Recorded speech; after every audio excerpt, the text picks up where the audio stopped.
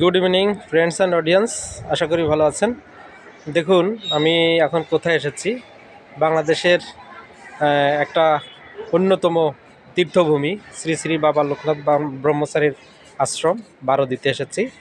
এই যে হচ্ছে বারোদির যে ক্যান্টিন সেটা, আর এটি হচ্ছে বারোদির বাবা লোকনাথের এই যে গার্ডেন। ঠিক আছে, তো আমি বলেছিলাম যে আমাদের সেবামূলক কর্মসূচি থাকে মাসে একদিন এখানে। এর পাশাপাশি অন্যান্য বিভিন্ন কাজ আছে যেখানেও আমরা অংশগ্রহণ করে থাকি। তো বাই দ্য ওয়ে, এখন আমি আপনাদের জন্য একটা গুরুত্বপূর্ণ টিপস দেব, সেটা এই ধর্মীয় প্রেক্ষাপটেই। ঠিক আছে, হ্যাঁ, মেডিসিনটা কি হবে আপনারা অনুমান করে নেবেন, অবশ্য সেসব আমি বলে দিব। তো চলুন দেখা যাক। কেসটি হচ্ছে গতকাল একটা কেস হয়ে মানে ঘটনা ঘটেছিল, সেরকম ঘটনাকে কেন্দ্র করে একটা কেস দেখেছি আমি। তো আমাদের এলাকায় একটা ওয়াজ মাহফিল হচ্ছে, ভালো করে শুনবেন। হ্যাঁ, একটা ওয়াজ মাহফিল হচ্ছে। ওই ওয়াজ মাহফিলে পুরুষ মহিলা আলাদা আলাদা বসার ব্যবস্থা করা হয়েছে। তো এক মহিলা যার বয়স 55 ওই ওয়াজ মাহফিলে আসছেন। এবার ওখানে যে বক্তা হুজুর, উনি শেষ বক্তা ছিলেন।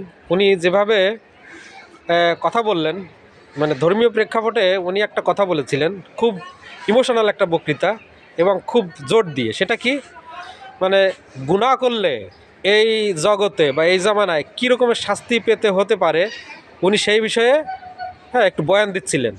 এই বয়ান যখন শেষ হলো, এক মহিলা যিনি ওই ছিলেন, ওই বয়ান শুনছিলেন, বাড়ি আসার পরেই আধা ঘন্টা পরেই ওনার ভিতরে মানে মানে খিঁচুনি শুরু হয়ে গেল এবং ভয়ে ওনার অবস্থা খুব খারাপ হয়ে গেল।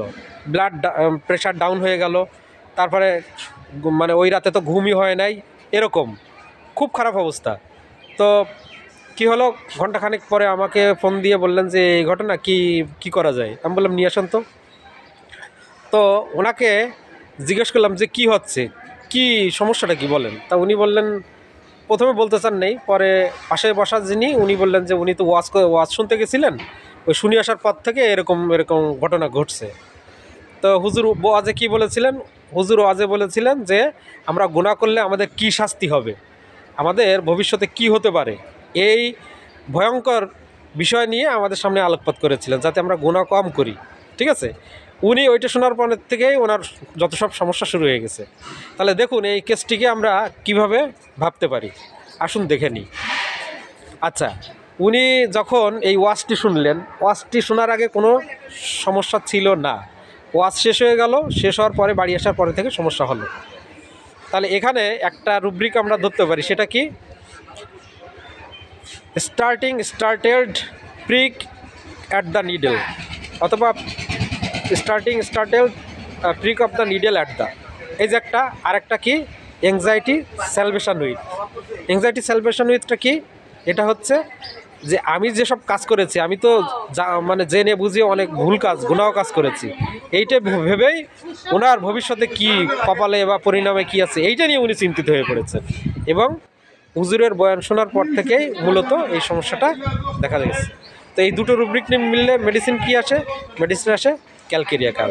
তো ঠিক আছে, সবাই ভালো থাকবেন। কেসটি কেমন লাগলো অবশ্যই কমেন্ট করে জানাবেন। Thank you very much. শুভ সন্ধ্যা, নমস্কার।